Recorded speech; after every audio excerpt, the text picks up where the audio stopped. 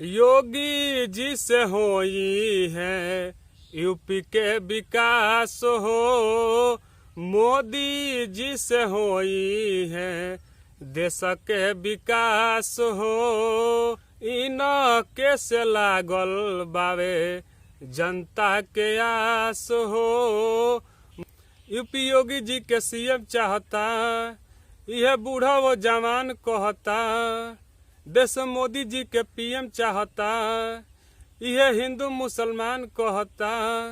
बिजली पानी सड़क औरी एयरपोर्ट बनल, चोरू चाका गुंडा मवाली यूपी छोड़ के भागल। बिजली पानी सड़क औरी एयरपोर्ट बनल, चोरू चाका गुंडा मवाली यूपी छोड़ के भागल।